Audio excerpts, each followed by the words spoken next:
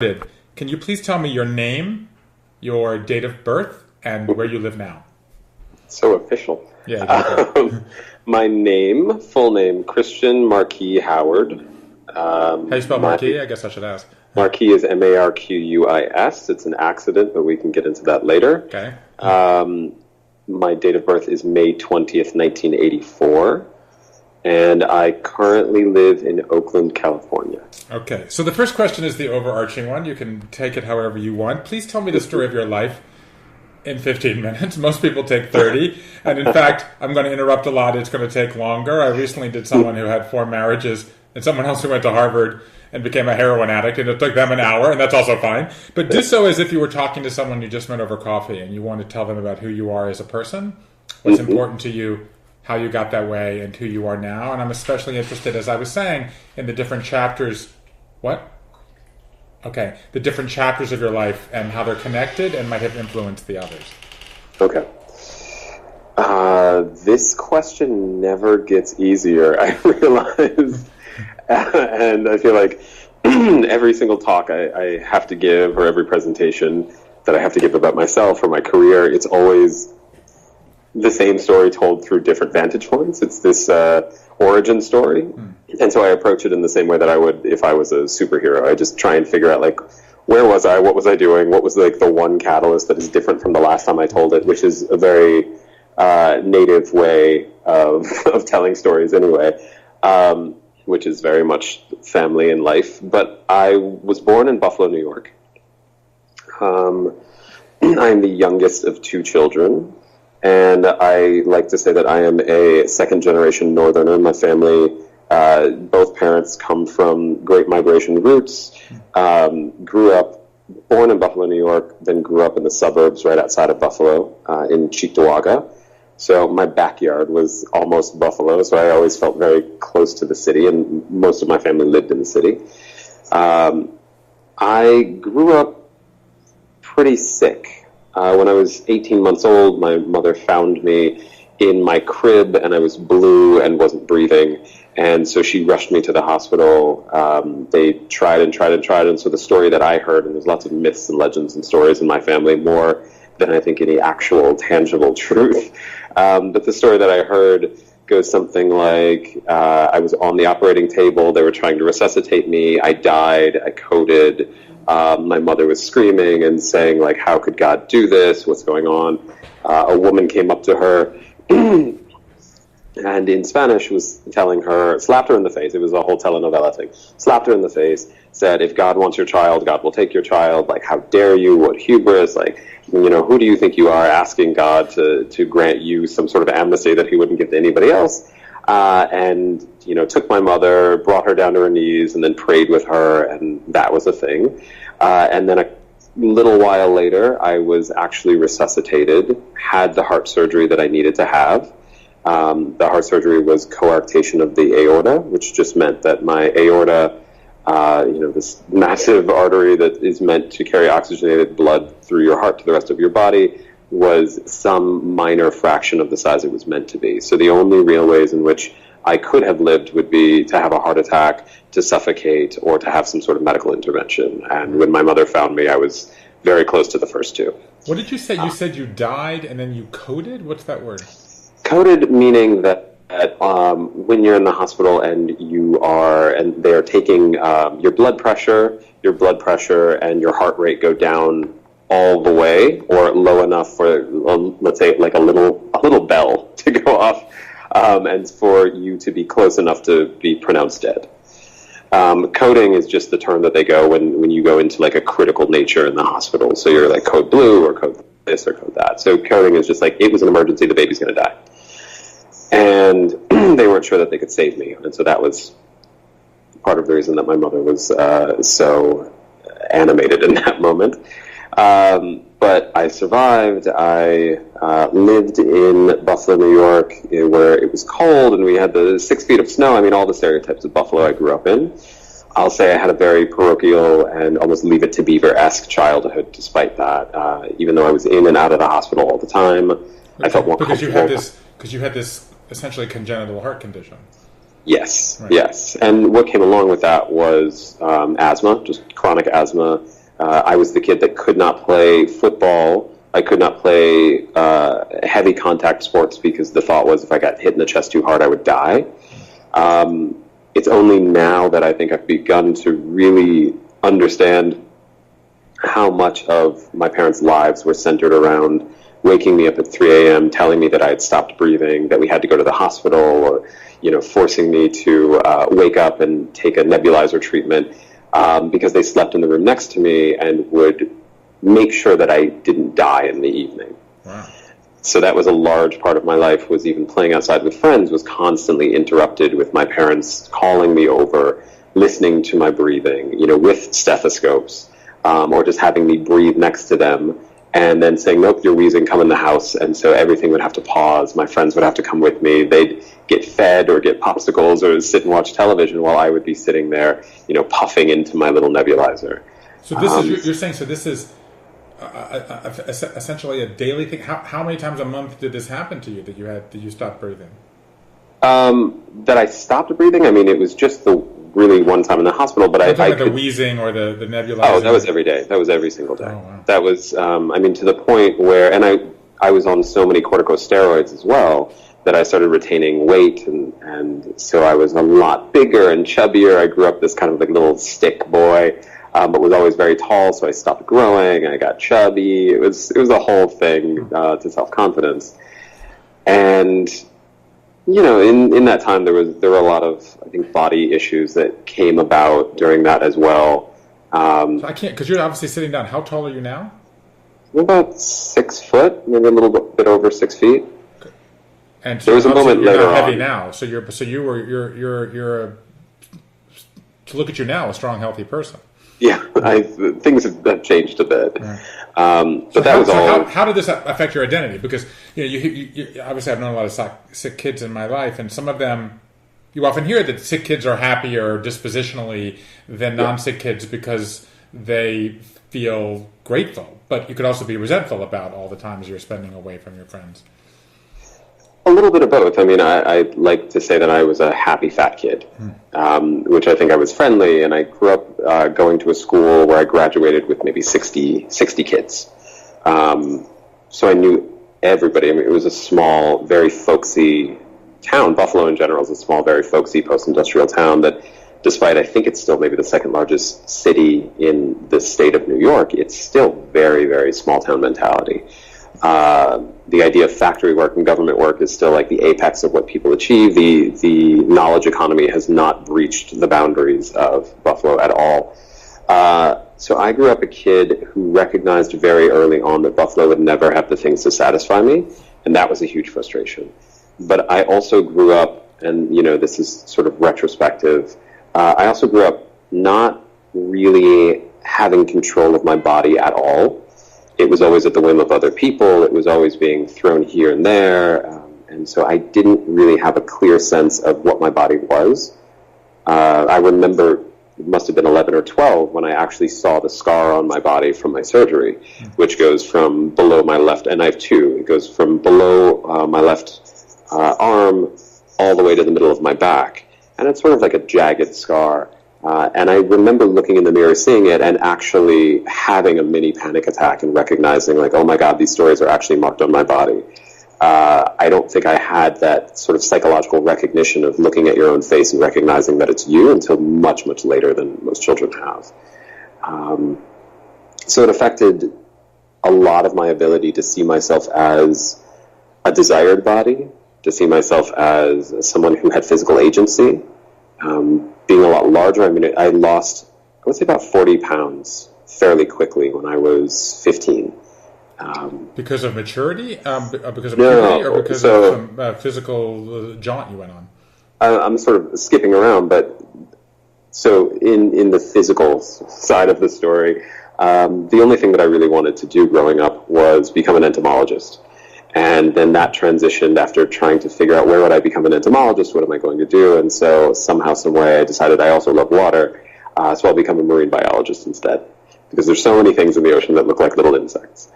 Are you this kid digging in the dirt in the backyard looking for worms? I was the kid collecting spiders, putting them in jars, trying to classify them. I was the kid running around asking different neighbors if I could go in their backyard to see if the insects back there were different than the insects that I had. Wow. I was the kid going on like 5-hour bike rides to find cicada shells to collect in them and see how many I could get. I was definitely that one. And I knew exactly what I wanted to do from a very early age because I was trying to think, what is going to take me far away from here? And so I got an opportunity to travel to Australia and live with a family there. And my parents said, well, if you can fund it, if you can make enough money for this, then you can go. And this was maybe at 14. And I said, okay, fine. And I was also very... it was a sort of like travel abroad, home exchange opportunity. And that you found on the internet or something? That I found, I think, in the back of a newspaper. Got it. And we actually went, I believe I went with my mother first. But we went to the mall, and there was a presentation on what you have to do to send your child away. And it was, $9,000. And my parents were like, we don't have that money. There's no way. And also say my parents were not poor. I mean, I grew up middle class, but in a neighborhood where it was mostly white, working class, working poor. And so my family was one of 3 black families on a block. And both of my parents made fairly good money. So what did, before we go on with the story, because I was going to ask you, I'll do it now. So what is your ethnicity? Both your parents are black. Both of my parents are black. Ethnically, we are, and this is a lot of stories and myths and legends and things, but ethnically, my family is Black American, Choctaw and Chickasaw Native, and Sicilian. So I come from South Georgia, and so I recently did a ton of these interviews in the course of 3 or 4 days in Savannah, and about half of them were African American, and including the former mayor of Savannah, who is colored like you are, and so he's older than you are too. And he went into great detail that growing up African American in Georgia in the 50s, he went through the whole thing, like jet black, hot red, high white, and then there was a fourth one, I can't remember what it is, and this hugely mattered in terms of what groups, the kind of kink you have in your hair, etc. So if you're growing up in on the border with Canada, in northern upstate New York in the 80s or 90s when you become aware of this, does that distinction still matter? It does. My mother is a very different complexion than I am. My father is a different complexion than I am. My brother is roughly the same, but probably slightly different. So I have been called Redbone. I cannot tell you how many times I've been in a barbershop, a black barbershop, where in the middle of cutting my hair, someone will say, oh my God, he looks just like Malcolm X. And then they will turn and someone will inevitably get up and try and put glasses on me, and then they'll try and find a picture of Malcolm X. So there's a lot of color complex that's woven into the black experience, and there's a lot of not knowing that in everybody else's sort of racialized and ethnic understanding of blackness. So if I was to lay out that spectrum that you were just talking about, I think my father would be more of the like darker mocha brown. I would be the red bone. My mother would be high yellow. My brother would be somewhere between me and my father. And in my family, my nephew, for instance, and even my mother, I think if it was a different time, my mother could have, just in terms of color, passed for white. My nephew does pass for white. And that is by virtue of where he is, where he exists, just his mixture. He is very, very light and phenotypically has all the features to be sort of confusing ethnically.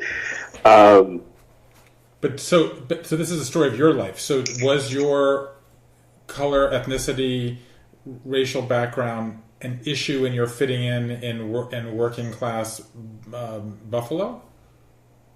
Not amongst, well, I'll say growing up in a place where it is predominantly working class and working poor, the means of mixing, at least where I was in the time that I was growing up in the 80s and the 90s, mixture was not the same as I think it would be if I was growing up in a different, higher socioeconomic bracket.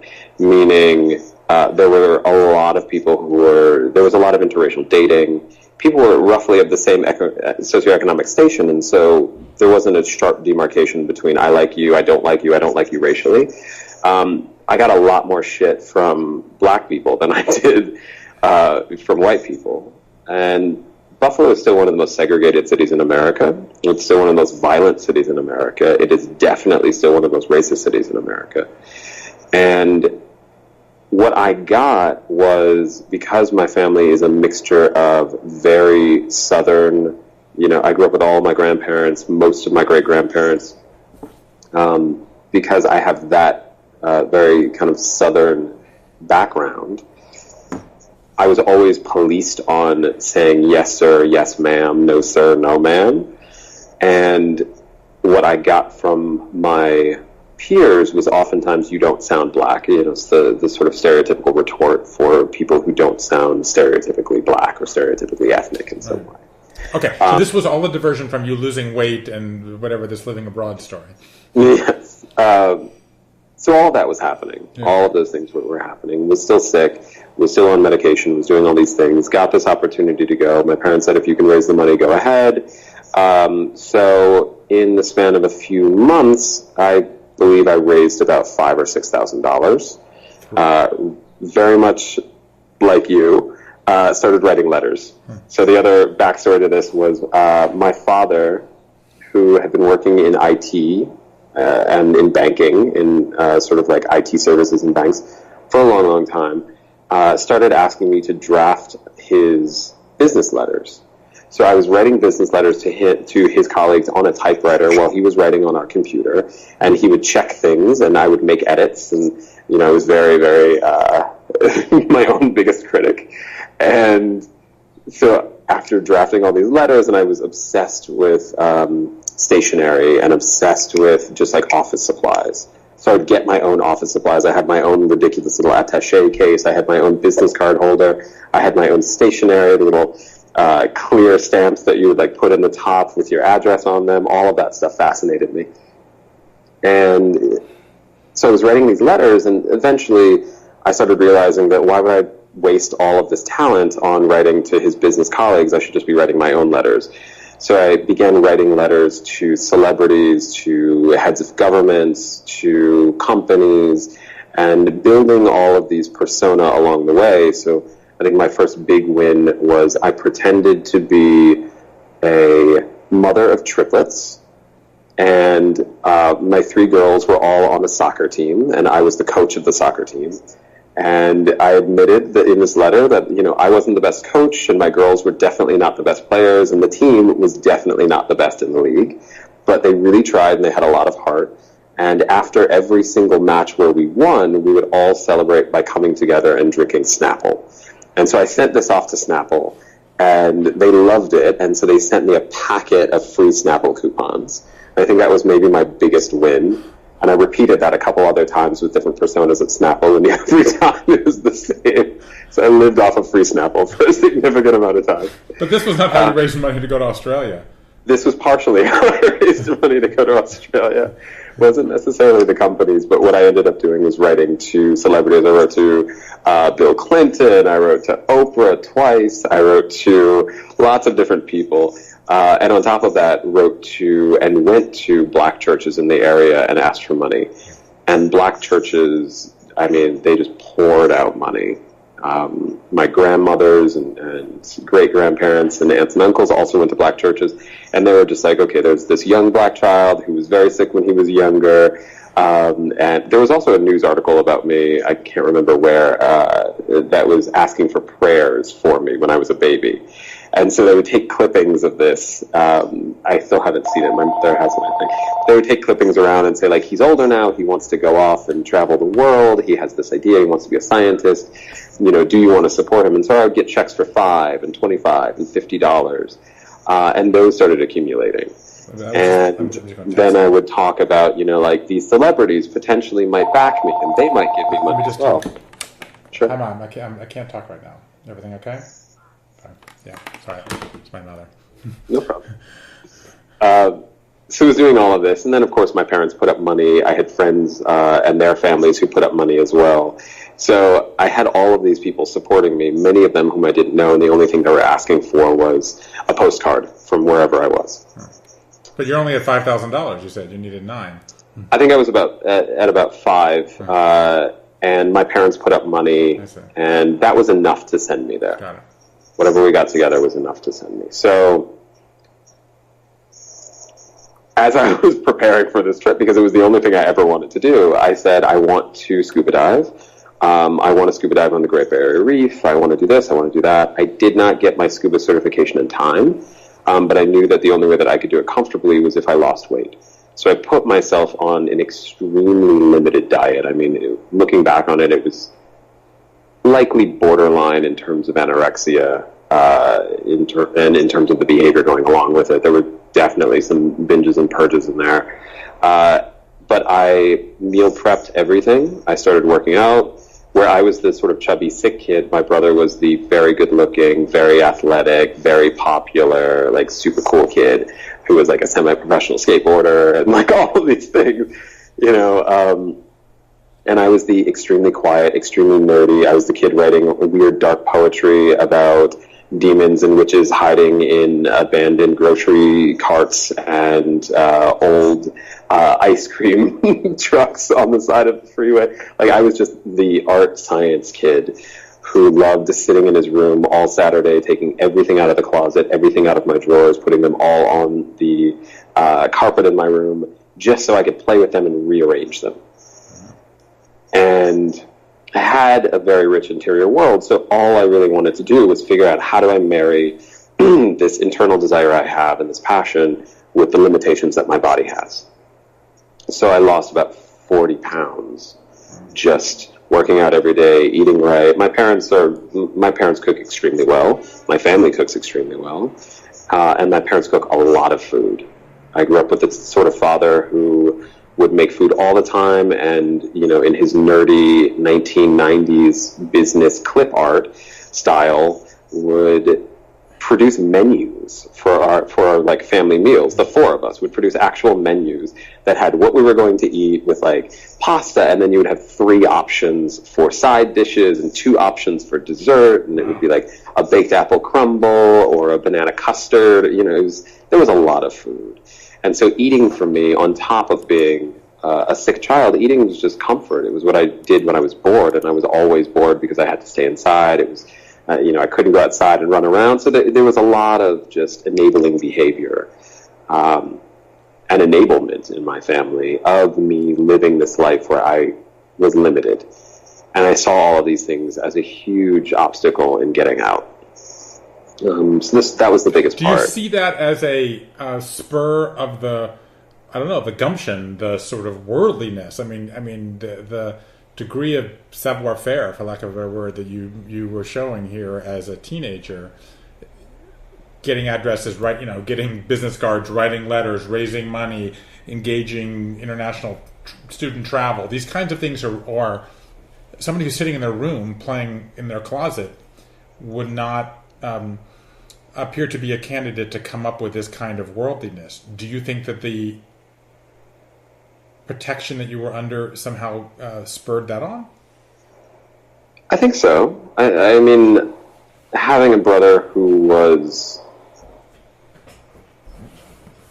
much more precocious, but also had the privilege to be that, where I was the child that was almost denied a body or constantly surveilled.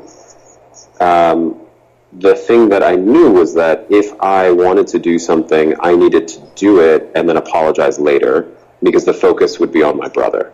So there was so much I didn't say, and I was also the kid who, from a very early age, was reading, medical texts with pictures and thought, oh, well, if I become a physician, I want to become a pediatric cardiologist